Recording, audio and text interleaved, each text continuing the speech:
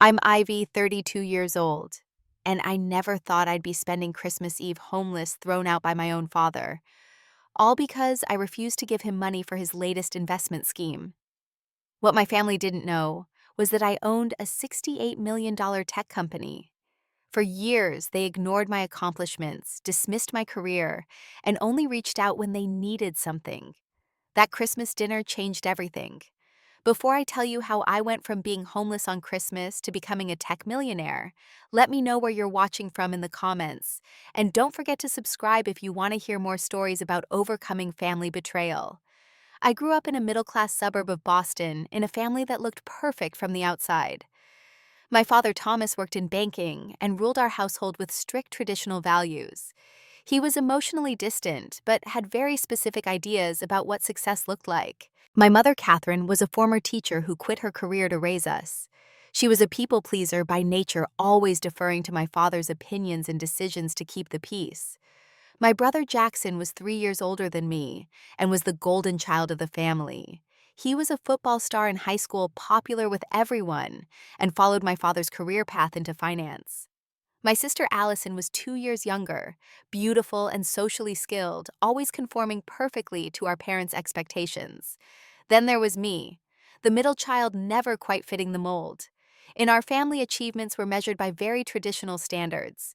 My father valued athletics for boys and social graces for girls. Academic success was expected, but only in fields he deemed worthy, like law, medicine, or finance. I discovered my passion for computers and technology when I was 12, while other girls my age were focused on popularity. And boys, I was fascinated by coding and building simple programs. I remember the Christmas I asked for a computer programming book instead of the makeup kit my sister wanted. "Computers are for boys, Ivy," my father said dismissively. "You should focus on something more suitable for a young lady." My mother occasionally tried to support me in small ways, sneaking me books from the library or giving me extra time on the family computer. But she always backed down when my father expressed disapproval. As I grew older, the pattern became clearer. My family would routinely prioritize my brother's football games or my sister's dance recitals over any of my achievements. When I was 16, I won the state science fair with a program I coded that could predict weather patterns.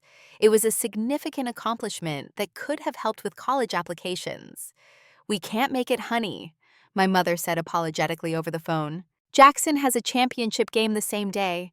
You understand, right?" I did understand all too well. It was the same message I'd been receiving my entire life. My interests, my achievements, my passion simply didn't matter as much. Family gatherings were particularly difficult. At Thanksgiving dinners or Christmas celebrations, conversations would revolve around Jackson's latest game or Allison's social circle. When I tried to share my excitement about a new programming language I was learning or a project I was working on, eyes would glaze over. "That's nice, dear," my mother would say before quickly changing the subject. "No one understands what you're talking about, Ivy," my father would often add with a hint of irritation. Inside, I was constantly at war with myself. Part of me desperately wanted their approval and acceptance, while another part grew increasingly resentful of being ignored. I started to retreat into my own world of coding where success was based on skill and logic, rather than conforming to someone else's expectations. The summer before college, I created a small app that helped organize study schedules. It gained popularity among my high school peers, and I even made a few $100s from it. When I excitedly showed my father, he barely glanced at it. "It's good you have a hobby, but don't let it distract you from serious studies in college," he said. That dismissal hurt, but it also hardened something inside me. If my accomplishments would never be enough for my family, perhaps I needed to start valuing them for myself.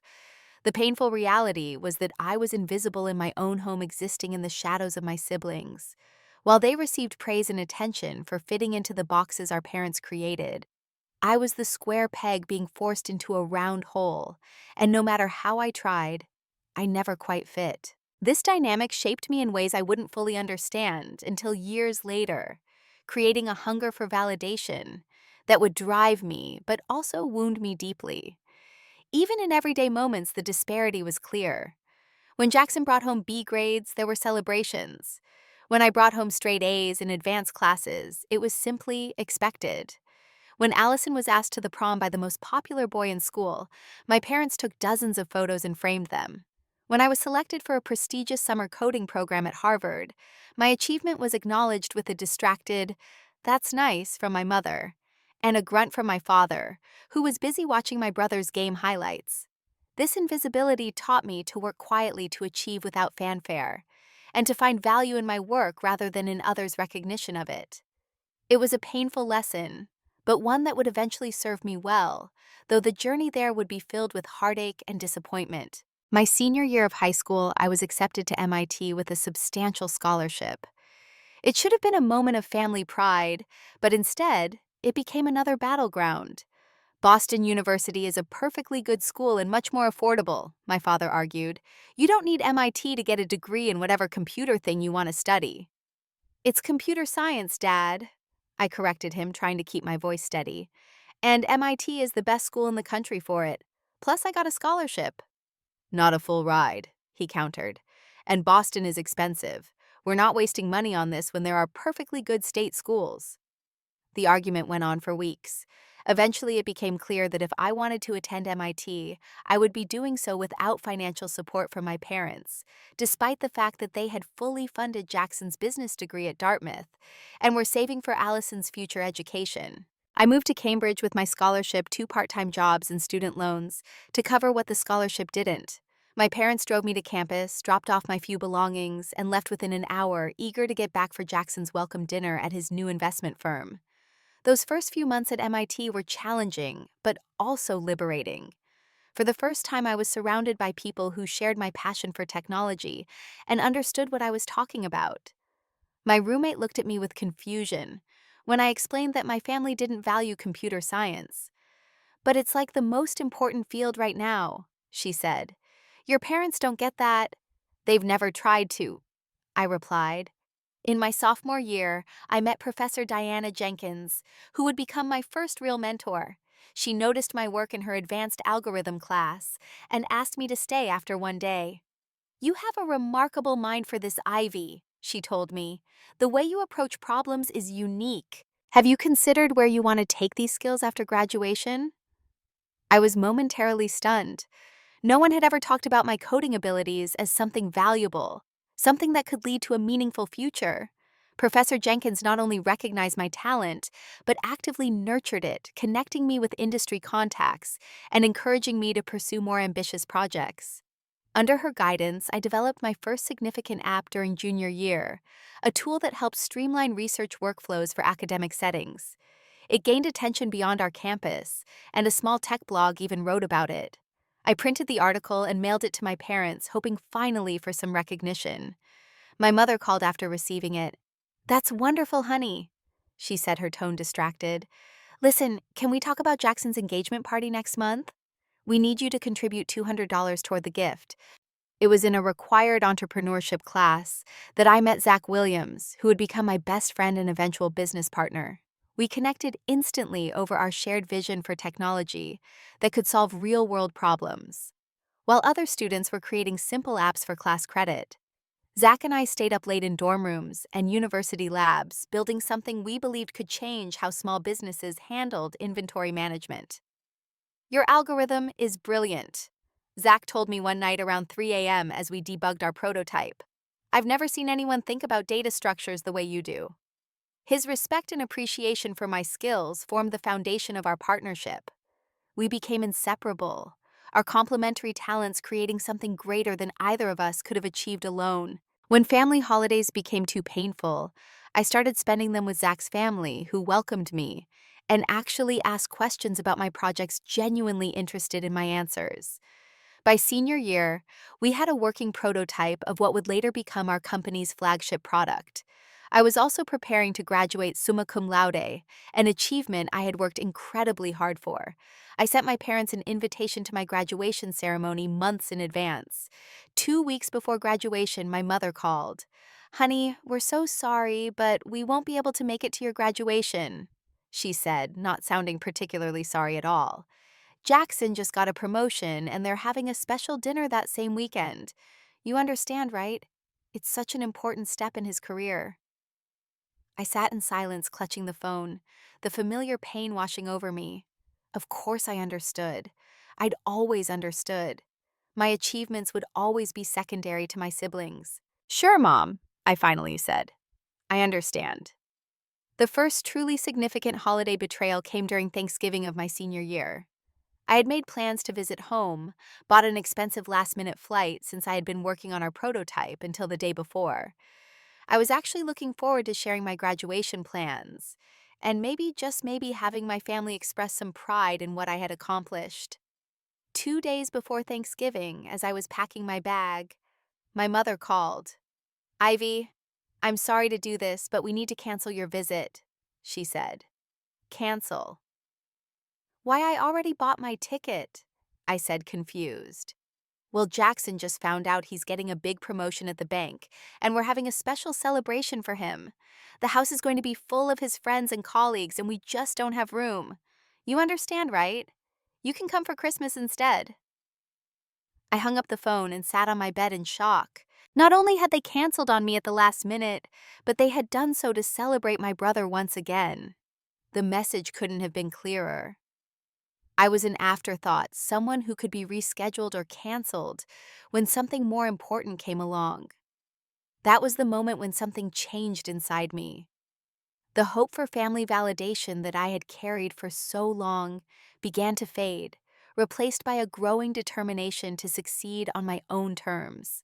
I called Zach, and we spent Thanksgiving in our lab, making breakthrough progress on our project. As graduation approached, the distance between me and my family had grown into a chasm. While they continued their lives seemingly unbothered by my absence, I had begun to build my own support network. Zach had become more than a business partner. He was the brother who actually cared about my thoughts and ideas. Professor Jenkins had become the mentor who believed in my potential. And for the first time, I was starting to believe in it too. On graduation day, while my family celebrated Jackson's promotion hundreds of miles away, I walked across the stage to receive my degree with Zach and Professor Jenkins cheering me on. It wasn't the family support I had always craved, but it was genuine appreciation from people who valued me for exactly who I was. After graduation, Zach and I made the decision to move to San Francisco. The tech scene there offered opportunities we couldn't find on the East Coast, and we were both ready for a fresh start. We pooled our savings, which wasn't much, and rented a tiny one-bedroom apartment in a questionable neighborhood. We converted the living room into our office, with Zach sleeping on a futon while I took the bedroom. Our days were long and intense. We woke early to code, spent afternoons networking at tech meetups or pitching to potential investors, and stayed up late refining our product. Our startup, which we called Dataflow, aimed to revolutionize how small to medium businesses manage their inventory and supply chains. This interface is still too complicated, I remember saying to Zach around midnight about 3 months after we moved. We had been working for 16 hours straight, fueled by cheap coffee and determination. The whole point is to make this accessible for business owners who aren't tech savvy. You're right, Zach agreed, rubbing his tired eyes. Let's strip it down and rebuild the user experience from scratch. That was our pattern, relentless refinement, never settling for good enough. We lived on ramen noodles and granola bars, pouring every dollar we had into building our company. Getting initial funding was a struggle. We pitched to dozens of investors who either didn't understand our vision or didn't believe that two fresh college graduates could execute it. The rejections were discouraging, but each one only strengthened our resolve. Our big break came 6 months after moving to San Francisco. We were invited to pitch at a small tech conference, and sitting in the audience was Sophia Martinez, a partner at a venture capital firm known for taking chances on early-stage startups. Your solution addresses a pain point that no one else is tackling effectively, she told us after our presentation. I see the potential, but your user acquisition strategy needs work. Instead of simply rejecting us, Sophia offered constructive feedback and agreed to a follow-up meeting. We spent the next week completely revamping our business plan based on her insights. When we met again, she was impressed by our adaptability and willingness to learn. I'm prepared to offer you $500,000 in seed funding, she said at the end of our second meeting. I believe in what you're building, and in both of you as founders. That investment changed everything. We moved to a small office space, hired our first 3 employees, and accelerated our product development. Within a year, we had a fully functioning product and our first paying clients. Throughout this period of intense growth and change, I still made efforts to maintain ties with my family. I called my mother monthly, trying to share my excitement about our progress. "We just signed our 10th client, Mom," I said during one call, barely containing my enthusiasm. "A regional grocery chain with 15 locations. They're implementing our system company-wide." "That's nice, honey," she replied distractedly. "Say, did you get the invitation to Jackson's baby shower? They're expecting us all to contribute to their nursery fund. They've picked out the most beautiful crib, but it's quite expensive." These conversations fell into a predictable pattern. No matter what milestone I shared, it would be acknowledged with minimal interest before the conversation shifted to Jackson's career, Allison's social life, or some family need that usually involved me sending money. As our company grew from 15 employees to 30, then 50, the dynamics with my family remained unchanged. My brother got married in a lavish ceremony that my parents contributed significantly toward, while also expecting me to give a generous gift befitting a successful entrepreneur, as my mother put it, though they had never actually asked about the state of my business. When my sister Allison graduated from college, there was an elaborate party. My mother called with specific instructions about the gift Allison expected from me, a designer handbag that cost nearly $2,000. "She's had her eye on it for months, Ivy," my mother explained. "As her successful big sister, she's looking forward to receiving it from you." Despite the minimal appreciation and continued dismissal of my career, I kept sending gifts helping with expenses and trying to maintain connections. Part of me still yearned for their approval and recognition, even as another part recognized the unhealthy dynamic. By our third year in business, Dataflow had secured a second round of funding, and our company valuation had reached $10 million. Zach and I had gone from eating ramen in a tiny apartment to leading a company that was being recognized in tech publications as one to watch. We had moved to a proper office in South of Market and had our own apartments, though we still worked just as many hours. What was strange was that through all of this, my family never knew the extent of my success. Not because I was hiding it, but because they never asked. In their minds, I was still just doing that computer thing, as my father put it. On the rare occasions when I visited home, they treated my career as a hobby that I would eventually outgrow in favor of a real job or marriage. "When are you going to settle down, Ivy?" my mother asked during one visit. "There must be nice young men in San Francisco. You can't spend your whole life playing with computers." The irony was painful. While they were dismissing my career, I was making decisions that affected dozens of employees, managing millions in funding, and building a product used by businesses across the country. But in their eyes, I was still just their middle child, who had strange interests they didn't understand or value. The emotional toll of this disconnect was significant. I had achieved the kind of success most people only dream of, but I couldn't share it with the people I had once most wanted to impress. Instead, I built a surrogate family of friends and colleagues who understood and appreciated what I had accomplished. It was during this period that I met Michael, a software engineer, who had recently joined our company. Unlike my family, Michael was fascinated by my journey and impressed by what Zach and I had built. We started dating after months of friendship, and he became another person in my life who valued me for exactly who I was, not who someone else wanted me to be. "It's extraordinary what you've created," he told me one night over dinner. "You saw a problem no one else was addressing and built a solution from nothing. Do you know how rare that is?" His genuine admiration was healing in ways I hadn't expected. Slowly, the validation I had sought from my family for so long began to matter less as I found it in my chosen relationships and in my own accomplishments. 3 years and 7 months after founding Dataflow with our company, now valued at $68 million, and acquisition offers starting to come in, I received an unexpected call from my mother. "Ivy, darling," she said with unusual warmth, "we haven't seen you in so long. Your father and I were talking, and we really want you to come home for Christmas this year. The whole family will be there. Jackson and his wife are bringing the baby, and Allison is bringing her new boyfriend. It would mean so much to have everyone together." The invitation caught me off guard. It had been nearly 2 years since I'd visited home, our contact limited to occasional phone calls that always left me feeling diminished. But something in my mother's voice sounded genuine, and a part of me, the part that had never stopped hoping for family connection, responded to it. "I'll check my schedule," I said cautiously. "Things are pretty busy right now." "Please do try to make it," she pressed. "Family should be together at Christmas." After hanging up, I discussed the invitation with Zach in our office. "Are you going to tell them about the company valuation?" he asked. "Or the acquisition offers?"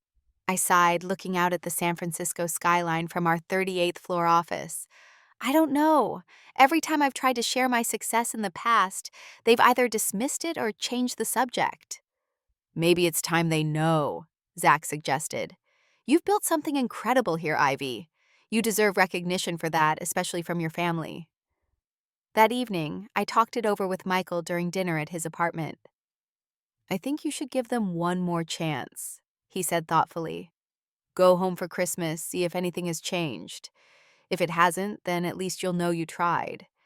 And if you want, I'll come with you for support." His offer touched me deeply. Having someone who would stand by me as I faced my family's indifference felt like armor against the hurt I anticipated. "I'd like that," I said. "And maybe you're right. Maybe this is their way of trying to reconnect." So I accepted the invitation, and Michael and I booked flights to Boston for December 23rd. In the weeks leading up to the trip, I found myself spending hours shopping for thoughtful gifts for each family member. For my father, a rare first edition of a book by his favorite author. For my mother, a beautiful cashmere sweater in her favorite color. For Jackson, his wife and their baby high-end baby gear and toys. For Allison, a collection of luxury skincare products from a brand she loved. The flight to Boston was turbulent, both literally and in my emotions. Michael held my hand throughout, sensing my anxiety. "Whatever happens," he assured me, "remember that your value isn't determined by their recognition of it." We arrived at my parents' house on the afternoon of December 23rd. The colonial-style home was decorated for Christmas with lights strung along the gutters and a wreath on the front door. For a moment, standing on the porch with Michael beside me, arms laden with gifts, I allowed myself to hope that this visit would be different. My mother opened the door, greeting me with a quick hug, before turning a more enthusiastic welcome to Michael. "You must be the boyfriend we've heard so little about," she said with a laugh that contained a subtle criticism. Come in, everyone's in the living room." The house looked different. There was new furniture, high-end pieces that hadn't been there during my last visit. A large television dominated one wall, and I noticed other expensive electronics and decorations that suggested my parents' financial situation had improved, or they were spending beyond their means.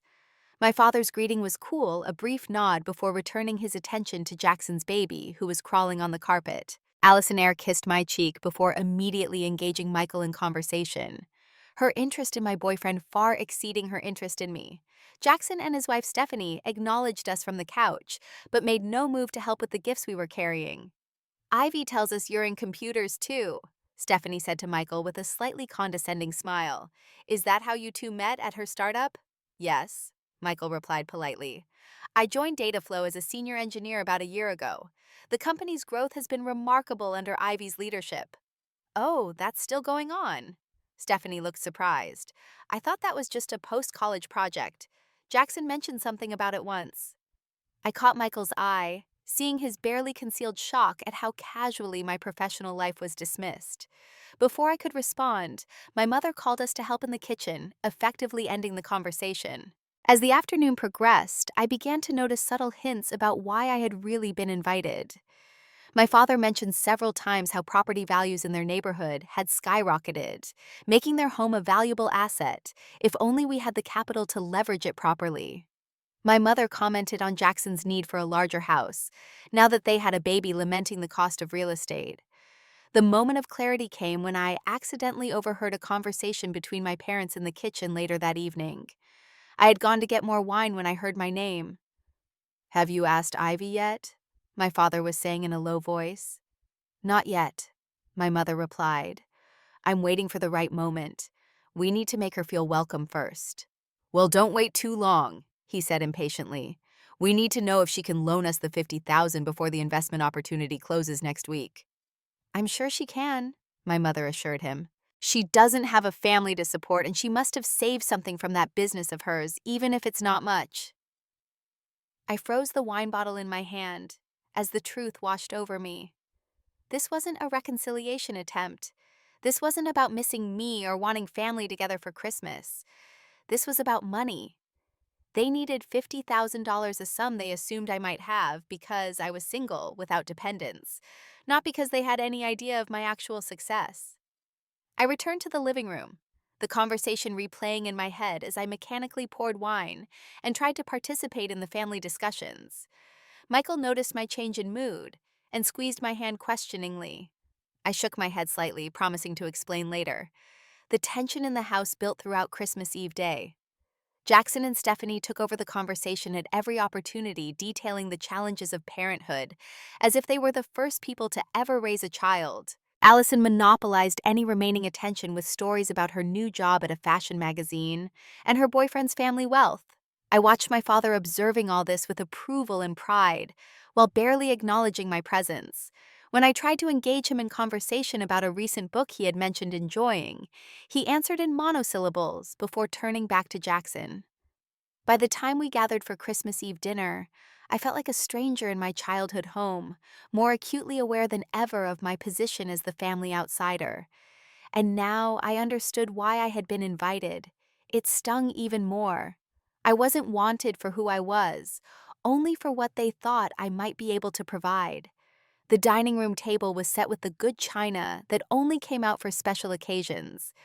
I noticed my mother had seated Michael and me at the far end, away from where my father sat at the head with Jackson and his family, in the positions of honor nearest to him. The first part of dinner proceeded with forced pleasantness. My mother had prepared my father's favorite dishes, and everyone made appropriate appreciative comments. My brother Jackson dominated the conversation, with a detailed account of his recent promotion. "It's not just a title change," he explained importantly. "I'm now managing a team of 6 and reporting directly to the regional director. They don't give that kind of responsibility to just anyone." "Of course they don't, son," my father said proudly. "You've always had leadership qualities. I knew from the time you were captain of the football team that you were destined for management." I caught Michael's eye across the table, and he gave me a small supportive smile. He had been witnessing this family dynamic firsthand all day, and I could tell he was struggling to remain polite in the face of their obvious favoritism. As the main course was served, my mother turned the conversation to Allison. "Tell everyone about your engagement, dear. Show them the ring again." Allison happily extended her left hand, displaying a sizable diamond. "Harold proposed last month. His family owns that chain of luxury car dealerships, you know. The wedding will be next June at the country club." "We're so proud," my mother beamed. "She'll be the most beautiful bride, and marrying into such a good family, too." I offered my congratulations, genuinely happy for my sister, despite the familiar sting of seeing her achievements celebrated while mine were ignored. Michael asked Allison a few polite questions about her wedding plans, which she answered with enthusiasm, before the conversation inevitably shifted back to Jackson. It wasn't until dessert was served that my father finally acknowledged my presence in any meaningful way. He cleared his throat and looked down the table at me. "So, Ivy, your mother tells me you're still doing that little internet business of yours. How's that going? Making any money yet?" The dismissive tone was familiar, but now knowing what they really wanted from me, it felt even more insulting. Before I could answer, he continued. "The reason I ask is that I've come across an investment opportunity. Very exclusive, excellent returns. I'm putting together a group of family investors. Minimum buy-in is 50,000. The table fell silent as everyone turned to look at me. My mother wore an expectant smile, while my siblings watched with barely concealed interest. I realized they had all been briefed on this before dinner. This moment, this request, was likely the entire reason for my invitation. "What kind of investment is it?" I asked, keeping my voice neutral. "It's a real estate development," my father explained vaguely. "The details are complicated, but I've studied it thoroughly. It's a guaranteed return, practically risk-free. I thought you might want to participate. Put whatever savings you've managed to accumulate to good use under proper management." The condescension in his tone was unmistakable. He didn't view me as a successful business owner capable of making my own investment decisions. In his eyes, I was still the daughter with the quirky hobby who needed his superior financial wisdom. I appreciate the offer, I said carefully, but I'm not currently looking for investment opportunities. My capital is tied up in my company. My father's expression hardened. Come now, Ivy. This is family. I'm offering you a chance to be part of something significant. Surely you can free up some cash. It's not like your little computer project is a real business with real obligations. Michael tensed beside me, and I placed a hand on his arm to keep him from jumping in. This was my battle. Actually, Dad Data Flow is very much a real business. We have 58 employees now and clients across the country. My father waved a dismissive hand. Playing with websites isn't the same as serious business, Ivy. I'm talking about real estate tangible assets. Thomas, my mother interjected with forced lightness. Ivy's just being modest. I'm sure she can help with a family investment. She turned to me with a smile that didn't reach her eyes. It would mean so much to your father, dear, and it would be good for you to have a real investment for your future. Jackson joined in. Dad's got a solid track record with these things, Ivy. I'm putting in $75,000 myself. It's a no-brainer. Yeah, Allison added. Don't be difficult. We're all contributing. It's a family thing. I looked around the table at their expectant faces and felt something inside me finally break. Years of dismissal of being undervalued and overlooked crystallized in that moment into perfect clarity. They had never been interested in my success or happiness, only in what I could do for them.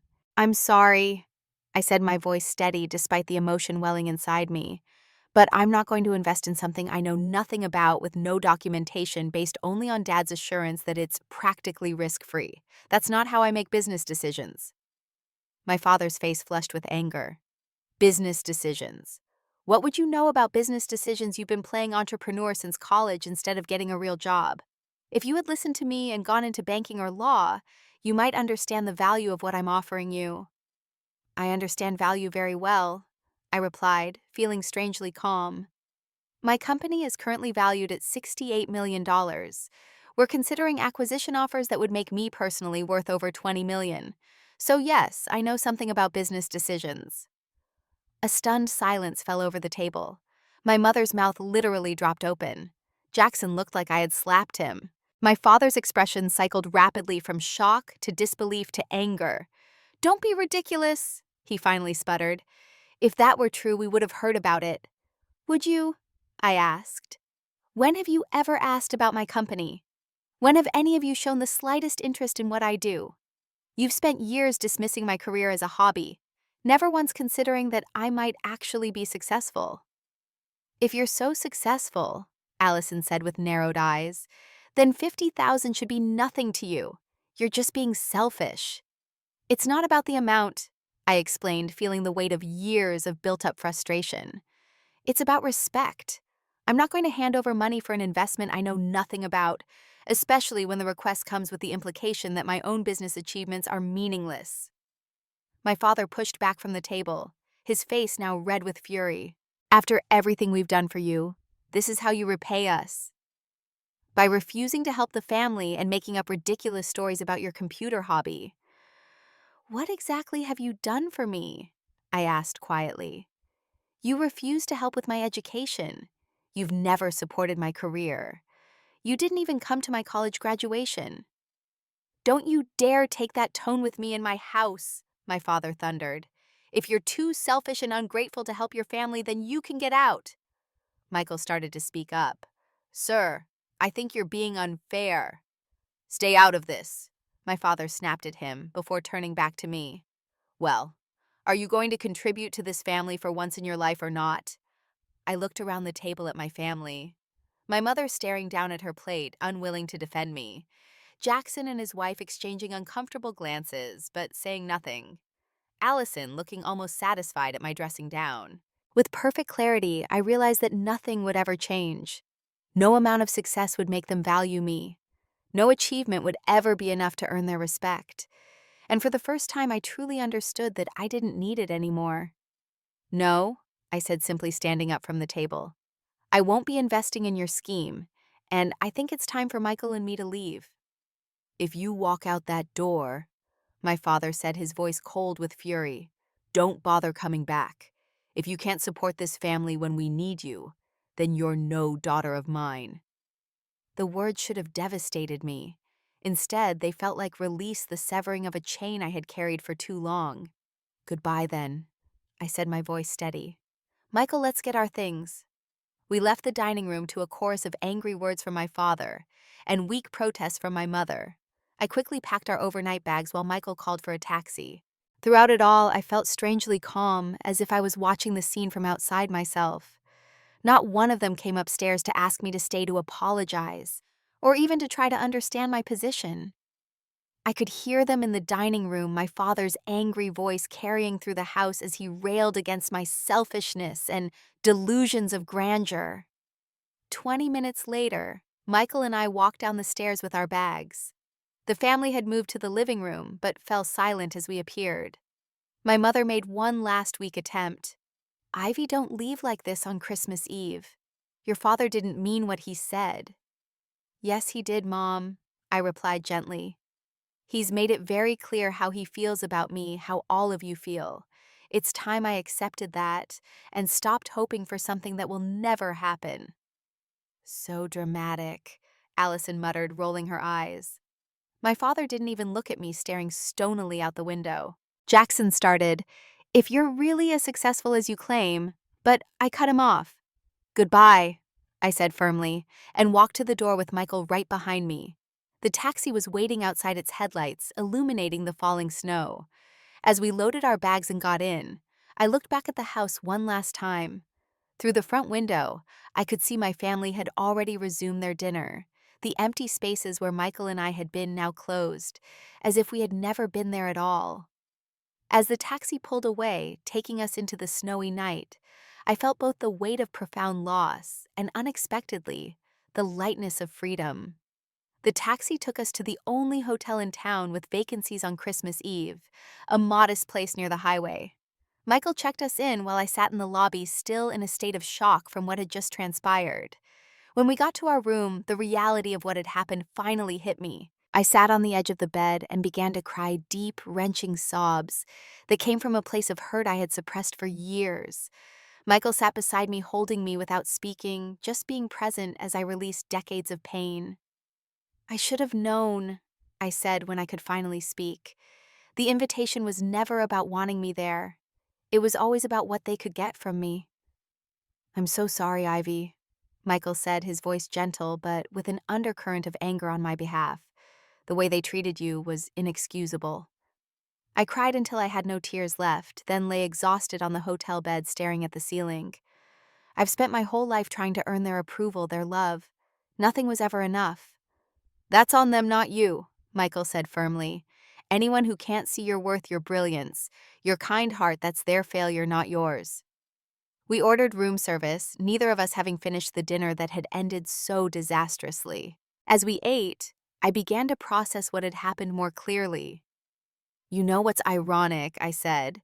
If they had ever shown genuine interest in my life, if they had ever asked about my company, instead of dismissing it, I would have happily helped them financially. Not for this sketchy investment, but for anything they truly needed. Christmas Day dawned cold and clear. We woke in our hotel room to the knowledge that a few miles away my family was probably gathering around their tree-opening presents and carrying on as if nothing had happened, as if I hadn't been thrown out, as if I didn't matter. That thought hurt, but less than I expected. For the first time, I saw with perfect clarity the dynamic that had shaped my life. I had been pouring my energy and hope into a bottomless well, constantly seeking validation from people who were constitutionally incapable of giving it. Michael and I found a small diner open for breakfast and tried to make the best of Christmas Day. Later, he suggested we take a walk in the snow-covered park nearby. As we strolled hand in hand, I made a call I needed to make. Zach, it's Ivy. Merry Christmas, I said when my friend and business partner answered. Merry Christmas, how's the family reunion going? He asked cheerfully. It's not, I replied, and proceeded to tell him the whole story. Zach listened without interrupting, and when I finished, his response was immediate. I'm booking you both flights back to San Francisco for tomorrow morning, first class.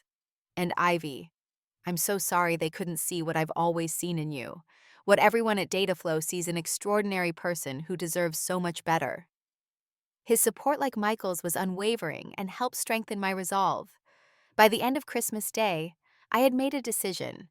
I was done seeking validation from people who would never give it. I was done diminishing myself to fit others' limited vision of me.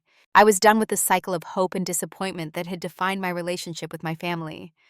We returned to San Francisco the next day, and I threw myself into work with new determination. The hurt was still there, but alongside it grew a kind of clarity I had never experienced before.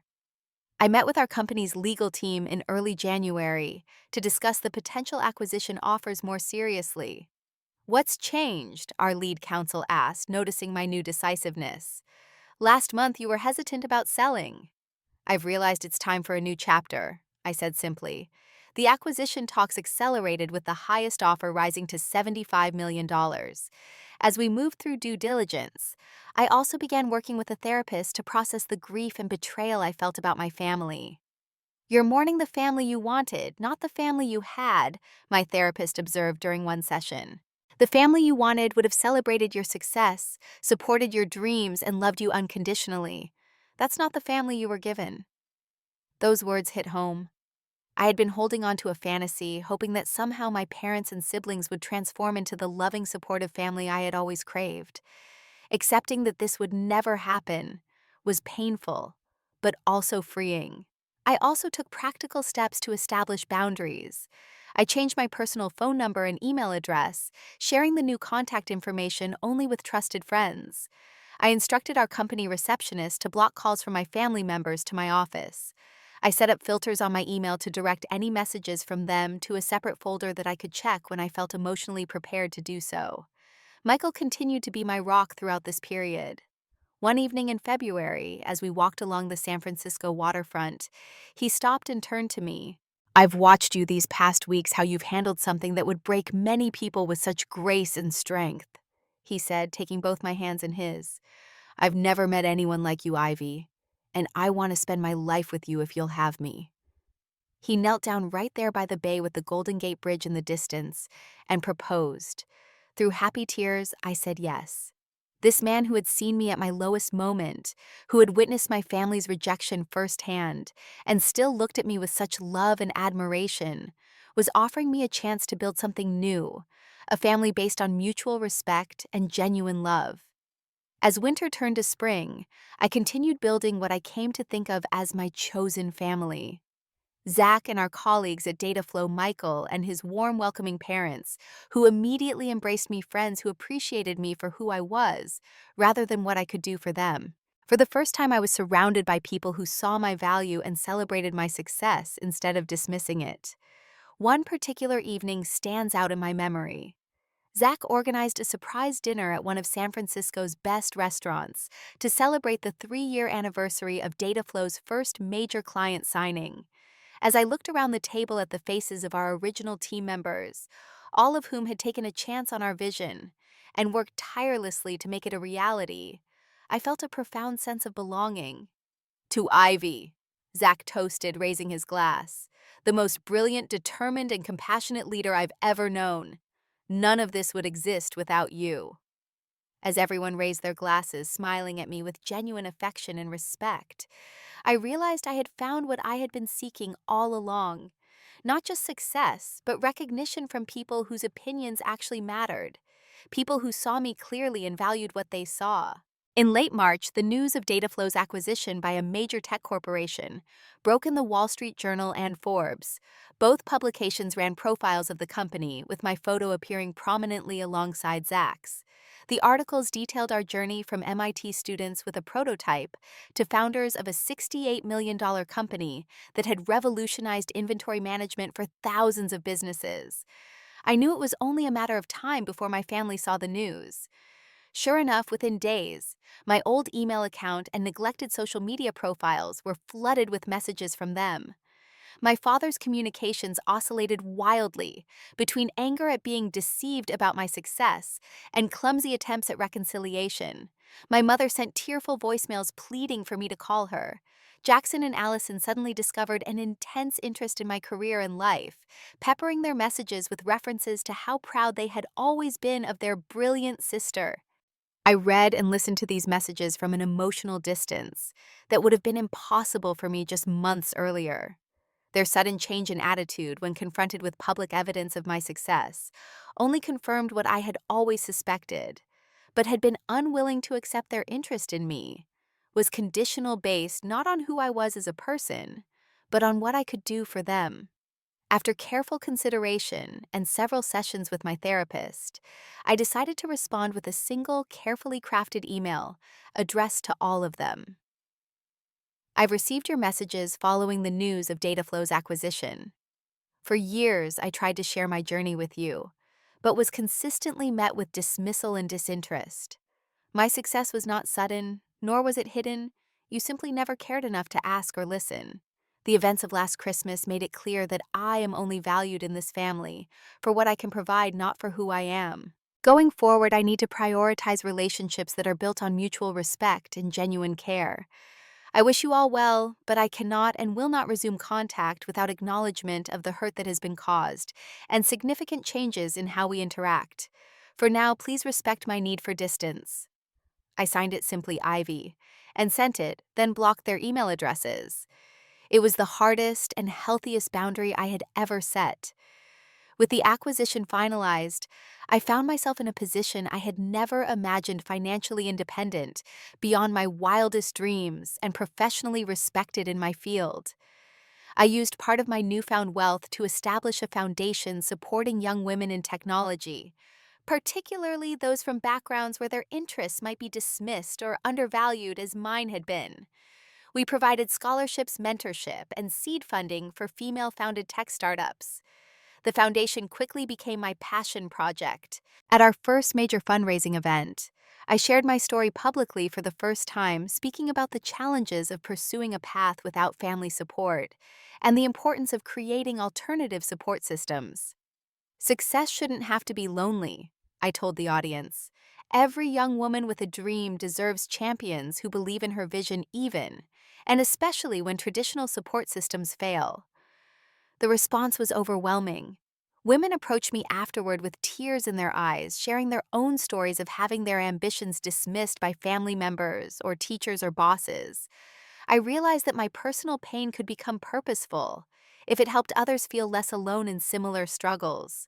Michael and I married that summer in a small ceremony surrounded by the people who had become my true family. Zach was my person of honor, standing beside me as I had stood beside him through the building of our company. Professor Jenkins, my first mentor, gave a toast that brought happy tears to my eyes. I've had many brilliant students over the years, she said, but few with the combination of intelligence, tenacity, and heart that Ivy possesses. Her success is extraordinary, not just because of what she's built, but because of how she's built it with integrity and compassion every step of the way. 2 years passed, bringing new challenges and joys. Michael and I bought a home in Marin County with views of the bay.